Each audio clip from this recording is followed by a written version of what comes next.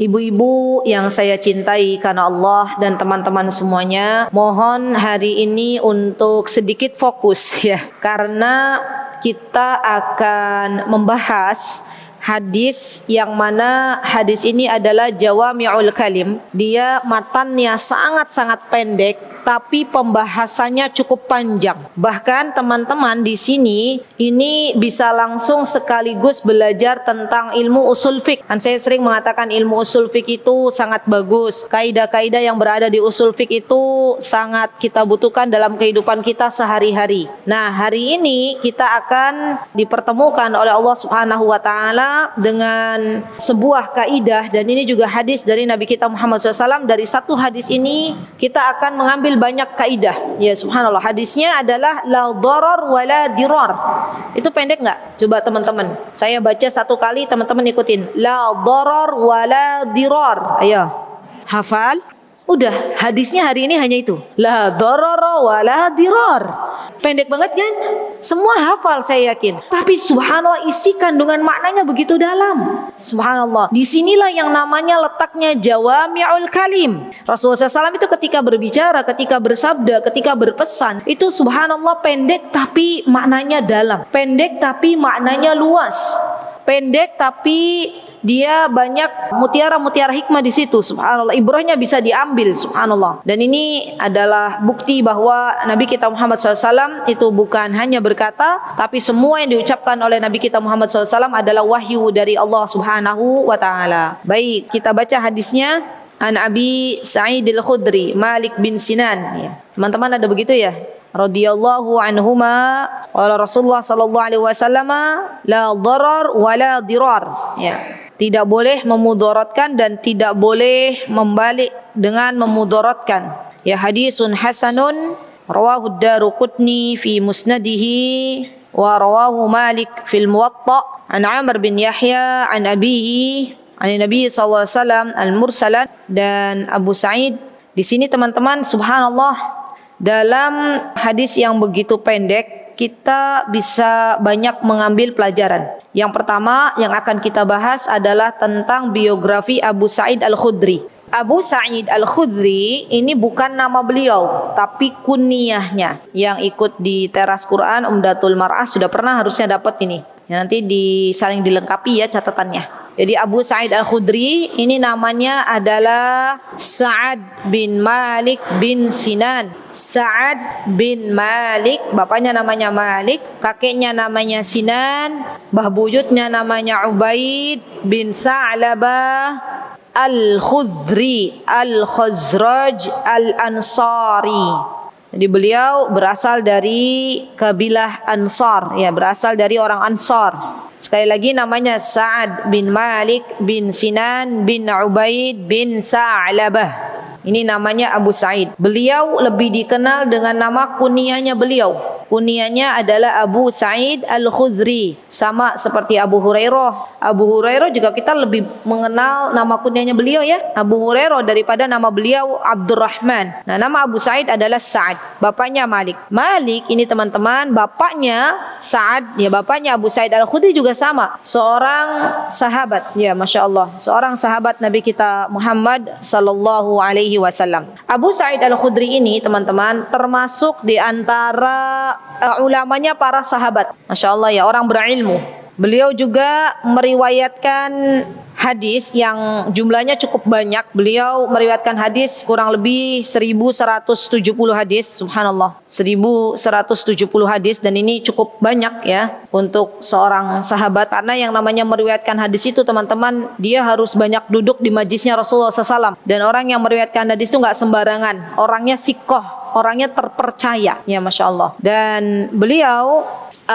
pernah juga ketika akan berangkat ke pertempuran Uhud, ya, waktu itu beliau tidak diizinkan karena ayahnya masih hidup. Jadi waktu itu dia punya ayah namanya Malik, ya, dan di peperangan Uhud lah ayahnya meninggal dunia, syahid. Maka baru Abu Sa'id al-Khudri berperang setelah ayahnya meninggal dunia, ya Masya Allah.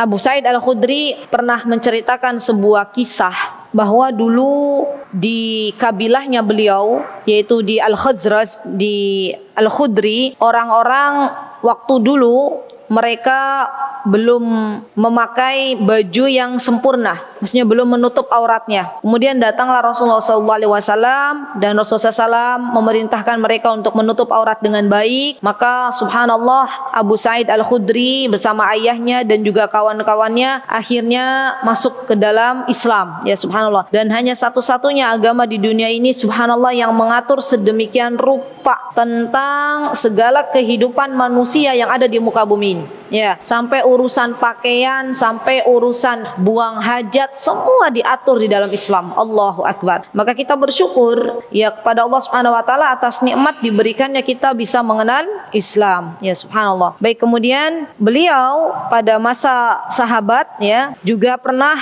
terjadi sebuah kejadian bahwa ketika orang-orang membaiat Yazid bin Muawiyah dan membaiat Husain bin Ali. Husain itu siapa teman-teman? Siapanya Rasulullah? Husain bin Ali, cucunya Rasulullah SAW. Ya, maka ketika itu pada waktu Yazid bin Muawiyah sedang bertahta, waktu itu Husain bin Ali tidak membaiatnya. Dan ketika itu Abu Sa'id termasuk orang yang mengikuti Husain. Dan akhirnya beliau mengatakan kepada Husain, wahai Husain, ya kenapa awalnya yang mengikuti Husain, kemudian setelah melihat kondisi yang real, akhirnya beliau berbalik arah dan mengatakan kepada Husain, ya Husain, kenapa engkau tidak berbaiat kepada Yazid bin Muawiyah? Padahal Yazid bin Muawiyah adalah seorang khalifah yang sah ditunjuk oleh kaum muslimin. Jadi teman-teman, kita juga perlu membaca sejarah-sejarah para khalifah, Khulafaur Rasyidin, kemudian setelahnya, generasi-generasi setelahnya perlu kita baca. Dan kita akan dapatkan kejayaan-kejayaan Islam yang luar biasa. Bisa dibayangkan enggak Spanyol yang begitu gagah, yang begitu besarnya sebuah negara Spanyol, yang begitu hebohnya, yang begitu mewahnya, itu bisa ditaklukkan oleh kaum muslimin, ya subhanallah. Dan ingat, ketika di Spanyol itu ratusan tahun kekuasaan berada di kaum muslimin, maka orang-orang yang tidak beragama Islam diayomi, dijaga, tidak diperangi ketika kekuasaan dijaga oleh kaum muslimin. Sebaliknya, ketika Spanyol akhirnya direbut kembali oleh pasukan-pasukan kaum muslim, orang-orang kafir, maka dalam waktu 1 hari kaum muslimin dikeluarkan dari negeri Spanyol. Ya subhanallah. Jadi saya tuh yakin teman-teman bahwa sesungguhnya ketika Islam itu ada, dia akan membawa rahmatan lil alamin, membawa kasih sayang bagi semuanya, bukan hanya bagi muslimnya saja, tapi bagi orang non muslim juga dijaga, tapi tidak dengan kebalikannya. Ya baik. Nah kemudian pada masa tabi'in, jadi beliau tuh usianya juga cukup panjang ya. Pada masa tabi'in, Abu Sa'id Al-Khudri juga masih hidup, Masya Allah. Beliau pernah tinggal di kota Madinah, kemudian pernah juga keluar dari kota Madinah dan bersembunyi di gua waktu itu yang berada di Syam ya. Dan beliau pernah waktu itu bertemu dengan para tabi'in. Ya, jadi Masya Allah usia beliau cukup panjang ya teman-teman, sampai menemui jejaknya para tabi'in.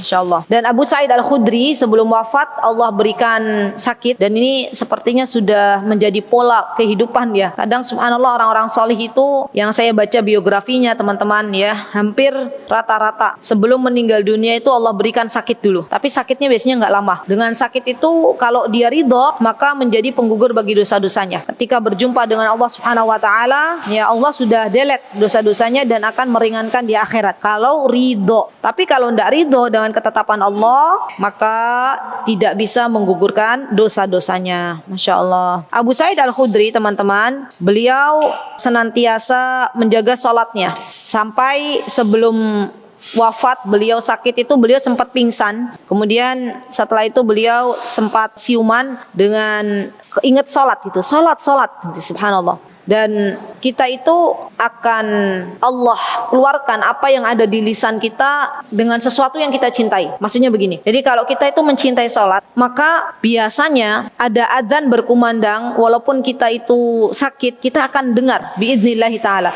dan kita ingat sholat. Tapi kalau ada orang yang dia meninggalkan sholat, misalnya di waktu sehat, kemudian ketika sakit, apalagi di waktu sehat aja dia meninggalkan sholat, apalagi ketika sakit, sudah bablas nggak sholat. Ya, saya nasihatkan diri saya dan teman-teman jangan pernah tinggalkan sholat kecuali ada udzur, kecuali misalnya kita haid atau nifas. Selain itu kita jaga sholat, karena sholat itu tiangnya agama, subhanallah. Dan kebiasaan yang saat ini kita lakukan itu akan mengantarkan kepada kita akhir kehidupan nanti. Coba kita pikirkan baik-baik. Kita itu akan diwafatkan sesuai dengan kebiasaan kita dan apa yang kita cintai. Kalau yang kita cintai selama ini adalah ibadah, maka Allah akan wafatkan kita dalam keadaan insyaallah husnul khatimah, dengan tentunya berharap taufik dari Allah Subhanahu wa taala. Baik, kemudian beliau Abu Sa'id Al-Khudri teman-teman wafat pada tahun 74 Hijriah. Coba, berarti berapa tahun setelah Rasulullah SAW wafat? Rasulullah wafat tahun 11 Hijriah. 75 dikurangi 11 berapa? 64. Setelah Rasulullah SAW wafat, Abu Sa'id Al-Khudri Masya Allah masih hidup 64 tahun. Masya Allah, panjang ya, Masya Allah. Baik, itu Abu Sa'id Al-Khudri. Teman-teman bisa baca Abu Sa'id Al-Khudri di Syiar A'lamun Nubala, kitab namanya Syiar A'lamun Nubala. Kemudian teman-teman, sebelum saya menjelaskan la dharar wala dirar, sedikit akan menjelaskan tentang yang tertera di dalam bukunya teman-teman, matan. Di sini disebutkan hadisun hasan. Artinya hadis ini levelnya di bawah sahih. Karena hadis itu ada yang sahih, ada yang hasan. Ada hasan tuh ada yang hasan li ghairihi, ada juga. Ya, jadi ini levelnya itu di bawahnya sahih. Tapi masih boleh untuk dijadikan sebuah rujukan. Dan diriwayatkan oleh Daruqutni secara musnad, ya. Diriwayatkan juga oleh Malik dalam kitabnya Al-Muwatta. Kita di sini bisa tahu bahwa Malik bin Anas itu seorang ulama, gurunya Imam Syafi'i. Buku yang terkenalnya adalah Al-Muwatta. Subhanallah. Semua ulama itu teman-teman pasti punya karya. Hampir semuanya punya karya. Tinggal kita punya karya enggak? Kemarin alhamdulillah Allah berikan kesempatan kami, saya bersama guru-guru satu ngecamp di Merapi, di teras Merapi. Kemudian ada tausiah dari suami. Beliau mengatakan, saya masih ingat tausiahnya beliau, kita itu harus punya usia yang kedua. Apa itu usia yang kedua? Usia di mana kita sudah meninggal dunia, namun yang kita tinggalkan masih bisa bermanfaat dan kita ambil pahalanya. Ya, kita harus punya usia yang kedua. Kita tidak pernah tahu sampai kapan kita berada di dunia. Tapi kalau kita meninggalkan jejak-jejak kebaikan, kita meninggalkan tinta-tinta emas, karya-karya yang bisa nanti dibaca, yang bisa nanti bermanfaat untuk generasi setelah kita, maka siapapun di antara yang membaca karya kita akan dapat pahalanya. Sama seperti Imam Nawawi. Imam Nawawi sudah meninggal kan? Sekarang kita baca hadisnya beliau. Kita baca syarahnya Syekh Utsaimin. Syekh Utsaimin sudah meninggal dunia dan beliau sudah nggak ada lagi di dunia ini. Tapi beliau punya usia yang kedua, yaitu karya-karya, kitab-kitab yang beliau tulis, ditorehkan dalam tinta-tinta emasnya. Apa yang kita baca hari ini, beliau dapatkan jatah pahalanya dari Allah Subhanahu wa taala. Allahu Akbar. Jadilah, kata suami, ya, orang yang seperti itu. Jadilah ketika Allah sudah memanggil kita, tapi kita tidak putus dari pahala, ya, dengan meninggalkan karya-karya yang kita akan berikan kepada generasi setelah kita. Baik, kemudian teman-teman, di sini disebutkan bahwa hadisnya, matannya. Kalau tadi Abu Sa'id itu yang merawikan hadis, perawinya. Kalau matannya itu cukup pendek. Tadi teman-teman sudah belajar la dharar wala dirar, ya. Dan para ulama berbeda pendapat dalam masalah ini. Mohon difokuskan, ya, karena ini cukup berat, ya, menurut saya bagi pemula. Ada yang mengatakan bahwa dharar dan dirar itu sama artinya, tidak ada bedanya, ya. Ada yang mengatakan dharar dan dirar itu punya perbedaan. Saya akan berusaha pelan-pelan menyampaikan agar bisa dipahami insyaallah. Apa yang mengatakan, pendapat yang mengatakan bahwa dharar dan dirar itu berbeda? Pendapat yang pertama mengatakan bahwa dharar itu isim. Wah, ini udah mulai ke nahwu, ya. Kalau yang nggak ngerti isim itu apa, kata benda. Isim itu kata benda. Dalam bahasa Arab juga ada kata benda, kata kerja itu ada. Dan dirar itu fi'il. Fi'il itu kata kerja. Dan pastinya kita sudah belajar bahasa Indonesia kan ya teman-teman, dan paham apa itu kata benda dan apa itu kata kerja. Dan ini perbedaan yang pertama. Perbedaan yang kedua, Darar adalah menimpakan bahaya kepada orang lain disertai adanya manfaat yang dia dapatkan darinya. Menimpakan bahaya kepada orang lain, dia menimpakan bahaya kepada orang lain, tapi dia juga dapat manfaat darinya. Ya, ini namanya dirar. Darar itu kebalikannya, menimpakan bahaya kepada orang lain dan dia tidak mendapatkan manfaat dari orang lain tersebut. Pendapat ini, pendapat yang kedua, itu diambil oleh sebagian ulama, di antaranya adalah Ibnu Abdil Bar. Ibnu Abdil Bar. Kemudian pendapat yang ketiga, darar, ya kita memulai dengan darar dulu. Darar adalah menimpakan bahaya kepada orang yang tidak memudaratkannya, yang tidak membahayakan bagi dirinya. Menimpakan bahaya kepada orang lain yang kita tahu orang lain tuh nggak akan menimpakan bahaya untuk kita. Itu namanya darar. Ini poin yang keberapa itu? Yang ketiga ya.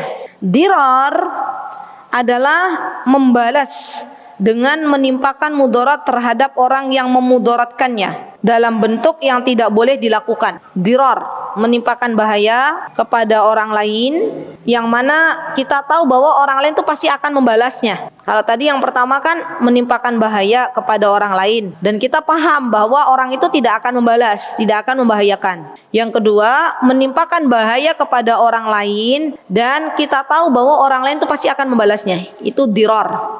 Kemudian yang keempat, perbedaan yang keempat antara darar dan dirar. Darar adalah menimpakan bahaya kepada orang lain dengan tidak disengaja. Namanya darar.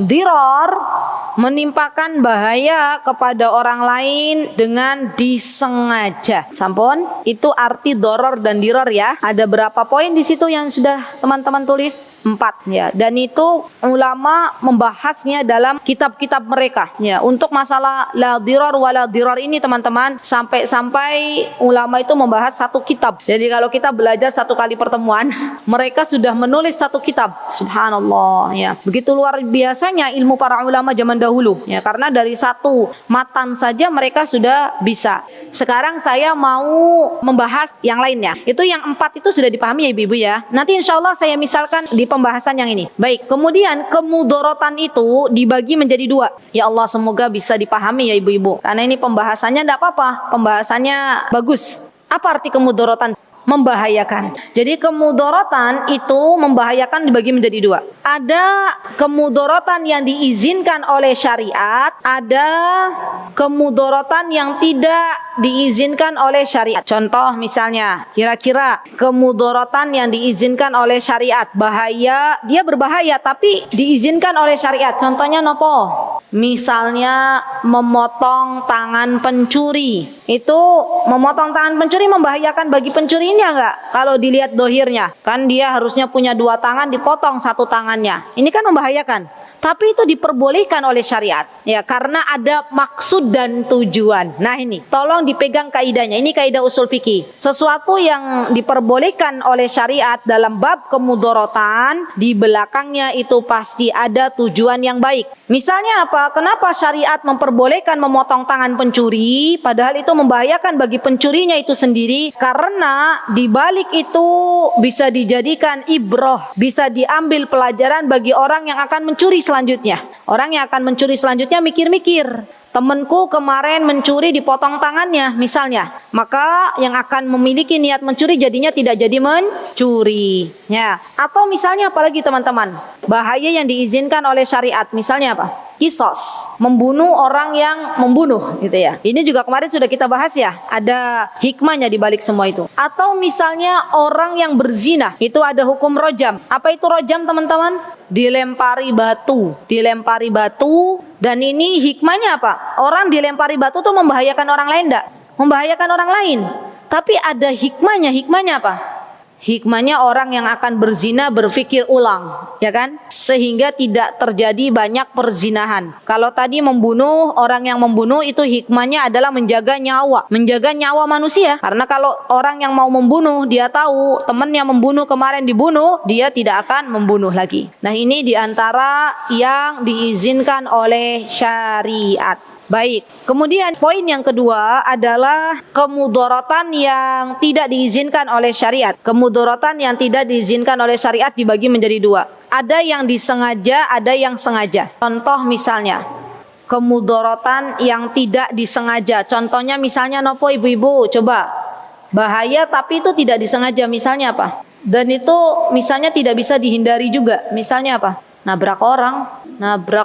Oke, nabrak orang bisa ada dua, ada yang misalnya tidak disengaja, ya boleh, nggak sengaja begitu kan? Oke, atau misalnya kita punya tanaman itu kita taruh di rumah dekat tetangga kita, dicantolin gitu ya, kan ada di temboknya, maka kita wajib untuk meminta izin dulu ke tetangga kita, jangan asal nyantolin, karena kan nanti kalau kita nyiramin tanamannya itu ditakutkan nanti akan meresap airnya ke dalam tembok tetangga kita. Nah, ini bahaya yang kita tidak sengaja. Sebenarnya kan kita tidak sengaja merusak tembok tetangga kita, tapi karena kita memasang tanaman di situ, maka kita izin terlebih dahulu. Atau misalnya asap kendaraan kita, teman-teman punya mobilnya keluar asap nggak? Itu kira-kira sengaja pengen membahayakan orang lain apa mboten?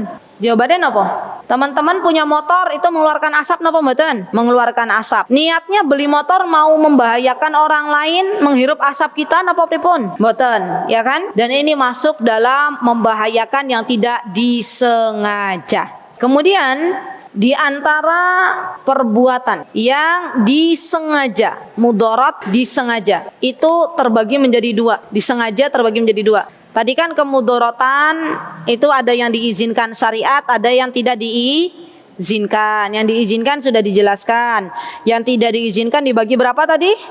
Dua. Apa itu? Disengaja dan tidak disengaja. Yang tidak disengaja kita sudah tahu ya, sudah bisa paham. Yang disengaja dibagi lagi jadi dua. Bahaya atau kemudaratan yang akan berdampak bagi dirinya dan kemudaratan yang berdampak bagi orang lain. Sekali lagi, kemudaratan yang disengaja ini dibagi menjadi dua. Ya. Subhanallah teman-teman, kita belajar ini nih belajar muamalah sebenarnya. Belajar bagaimana kita berbuat di dalam kehidupan kita. Contoh mudarat yang dilakukan dengan sengaja untuk diri sendiri. Bahayanya tuh untuk diri sendiri, membahayakan diri sendiri.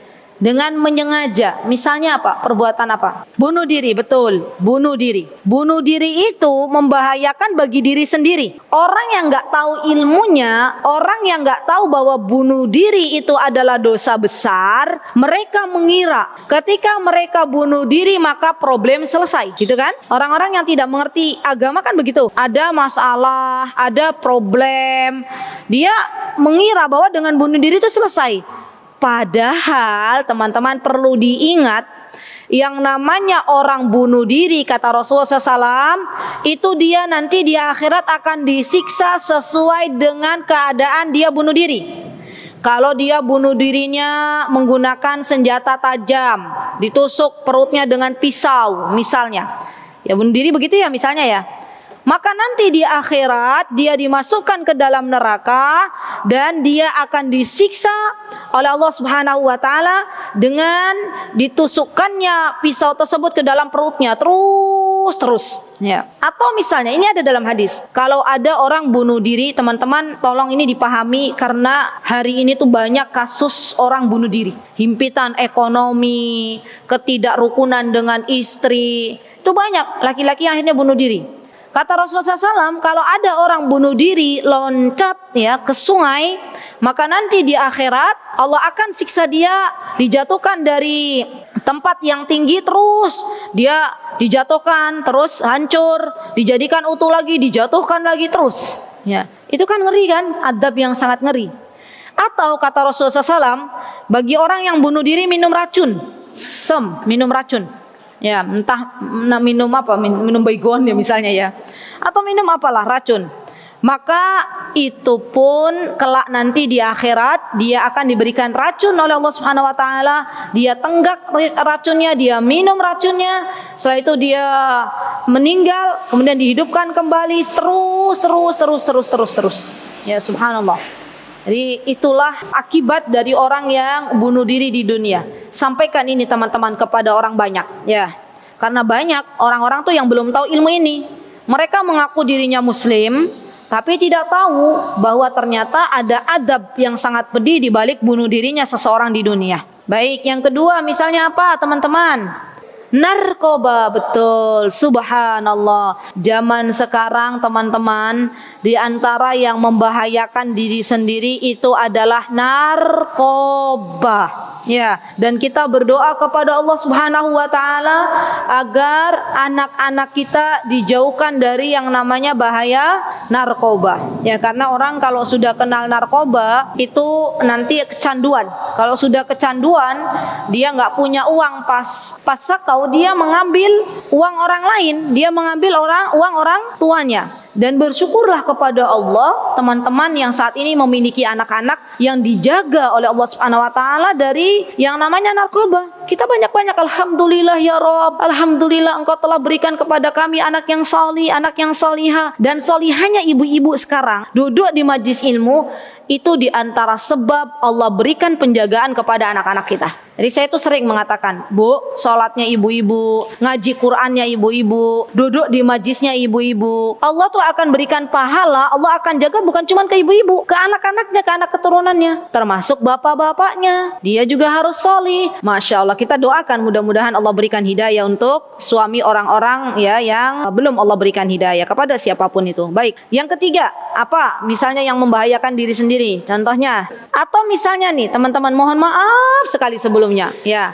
Ngapunten sebelumnya, tapi saya harus berkata, di antara yang membahayakan diri sendiri adalah mohon maaf sekali, rokok. Kalau kita ketemu sama orang yang rokok, ya, itu mesti dia bilang begini, kan uang saya. Coba, biasanya orang yang ngeles, coba sebutkan, Mbak, dalil dari Al-Quran, mana rokok haram gitu ya, nggak ada kan rokok haram. Kita jelaskan bahwa rokok itu membahayakan diri sendiri dan orang yang ada di sekitarnya. Subhanallah, saya nggak begitu paham ya, orang rokok tuh apakah tidak bisa membaca, ya kan? Kan sudah terpampang di mana tuh, di baliho-baliho yang ada di jalan-jalan itu kan, gambaran orang rokok, apa, tenggorokannya bolong. Dan saya pernah dapat cerita ini dari seorang ibu, dia punya teman, ini kisah nyata, dan ibu itu cerita kalau dia punya teman-temannya punya anak laki-laki. Sekarang ustazah, anak laki-lakinya itu lagi dioperasi karena kerongkongannya udah rusak, ya, anak perokok beratnya. Coba lihat. Dan kita kan tahu ya bahwa di baliho-baliho itu dituliskan rokok bisa membunuhmu gitu ya. Ya itu kan udah jelas, rokok bisa membunuhmu. Sekarang pertanyaan saya kepada ibu-ibu, kenapa orang ada yang mau merokok? Oh, katanya penghilang stres. Tapi memang apakah betul setelah merokok penghilang stres? Padahal kan asap yang dihirup. Tahu nggak kenapa itu? Itu dihias-hiasi oleh syaitan karena tidak iman. Ya, dihias-hiasi oleh syaitan. Sesuatu yang buruk jadi indah. Jadi nggak ada sedikit pun manfaat dari rokok, ya, karena rokok sudah jelas secara penelitian, secara ilmiah akan merusak paru-paru, akan merusak anggota badan yang lainnya. Di samping itu rokok juga akan membahayakan orang lain, ya kan? Ya, dari asapnya, ya. Ada ini kisah nyata teman-teman. Seorang ayah perokok berat itu Allah berikan di dalam kehidupannya anaknya koma, ya. Tahu koma nggak?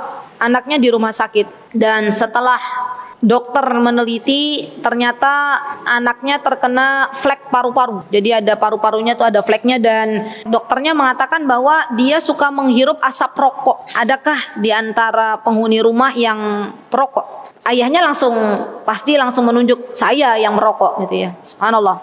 Kemudian ayah tersebut mendapatkan hidayah dari Allah karena lihat anaknya koma, ya, dia beristighfar, minta taubat kepada Allah Subhanahu wa taala, minta kembali kepada Allah, minta pengampunan dari Allah Subhanahu wa taala, dan Allah jadikan kesembuhan itu untuk anaknya. Ya, subhanallah. Jadi ini hikmah yang begitu luar biasa teman-teman. Kadang keluarga kita diuji, ya, itu harus banyak-banyak kita evaluasi dalam diri kita masing-masing. Kira-kira apa yang perlu diperbaiki? Karena Allah itu kalau kasih kita ujian, itu pasti ada hikmah yang ingin diberikan kepada kita. Ya, jadi jangan cuman melihat dari fisik ujiannya. Ya, tapi kita juga harus tahu diri. Kira-kira kekurangan yang ada dalam diri kita itu apa? Kekurangan dari pasangan kita itu kira-kira apa? Ya kita perbaiki berdua. Karena ujian itu sejatinya adalah untuk mengembalikan hamba Allah kepada Allah Subhanahu wa taala, mengingat kembali Allah Subhanahu wa taala. Baik, itu misalnya yang disengaja untuk diri sendiri. Misal contoh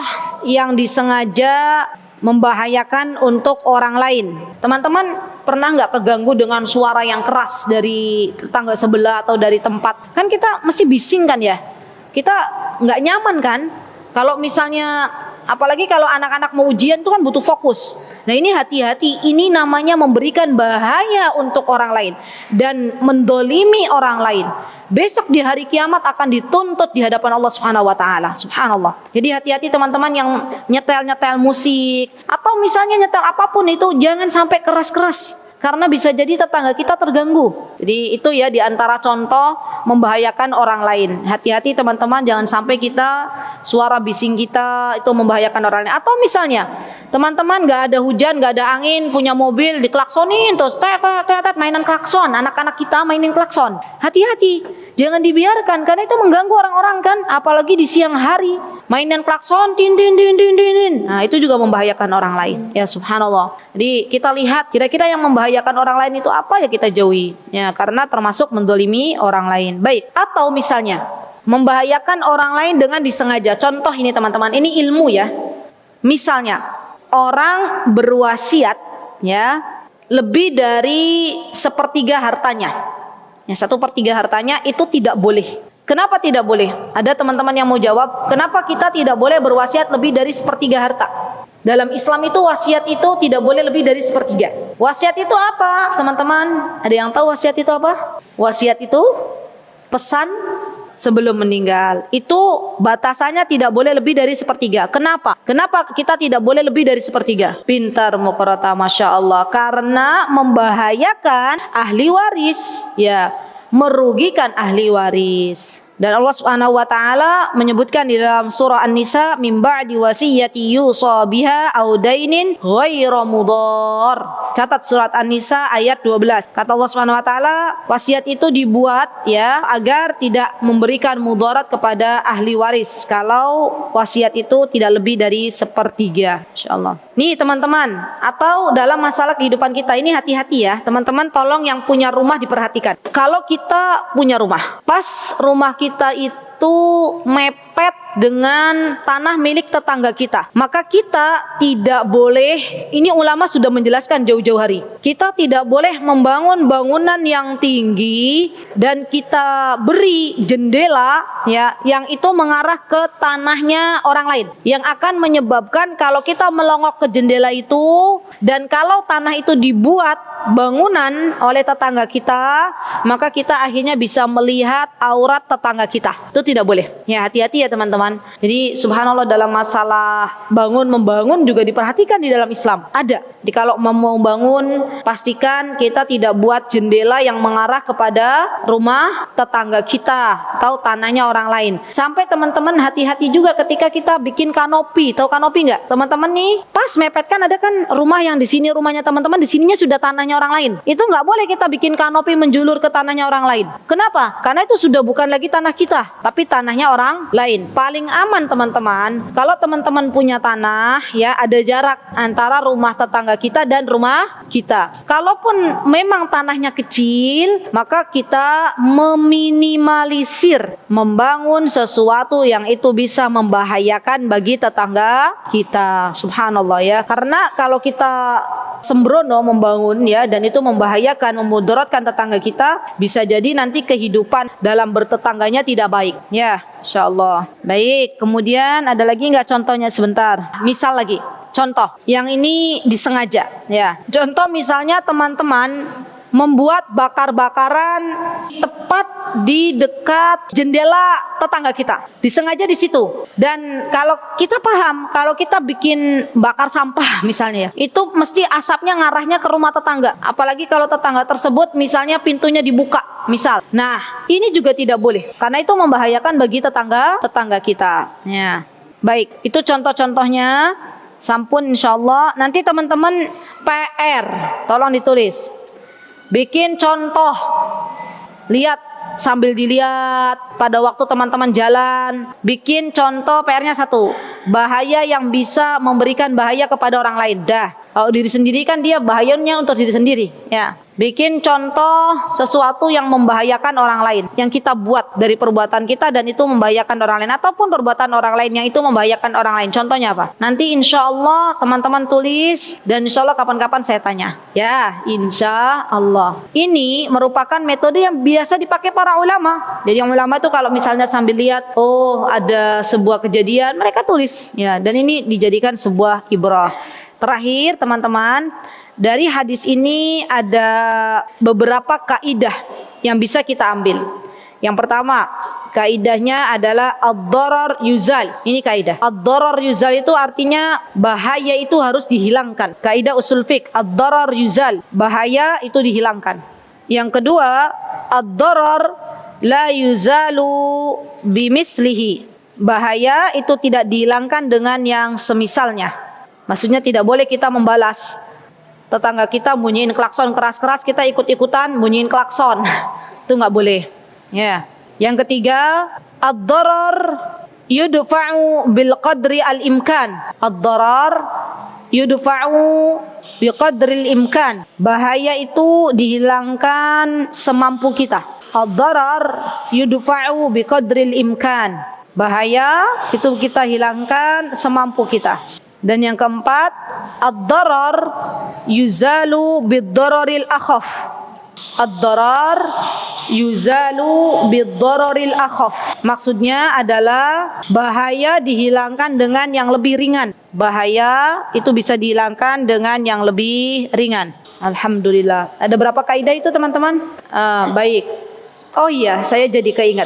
Termasuk juga nggak boleh, teman-teman ini kemarin sempat marak ya, menimbun barang untuk memberikan bahaya kepada orang lain. Baru kejadian kemarin kan minyak goreng langka. Teman-teman ingat nggak? Kenapa minyak goreng itu langka? Karena ada yang nimbun, ya kan? Kita nggak boleh menimbun barang tuh, dalam Islam tidak boleh. Ya, hanya untuk mendapatkan keuntungan dan membahayakan orang lain. Kalau ada orang nimbun, kira-kira barang yang ada di luar jadi sedikit atau banyak stoknya? Kalau sudah sedikit jadi mahal apa mboten?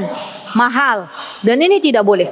Ya, kita tidak boleh menimbun barang yang bisa membahayakan orang lain. Subhanallah, di Indonesia itu ternyata ada juga ya orang-orang yang demikian. Orang-orang yang kerjaannya menimbun barang di mana dia mendapatkan keuntungan ketika barang itu sudah mahal dikeluarkan olehnya. Ya, subhanallah. Dan nas'alullah as-salamah ya teman-teman. Biasanya orang-orang yang melakukan ini nggak tahu ilmunya, ya kan? Hanya dia berpikir untuk keuntungan diri sendiri saja. Atau misalnya juga teman-teman yang pernah kita temukan tuh harga tiket pesawat jadi mahal. Kenapa? Karena ada yang borong. Ada yang borong dan sengaja itu diborong, nanti dilepas pas harga tiket pesawat mahal. Nah, ini sudah saya dapat. Baik, itu yang bisa saya sampaikan gitu teman-teman. Ya, nanti contohnya teman-teman besok insya Allah di bawah. Baik, jazakumullahu khairan, barakallahu fikunna jami'an.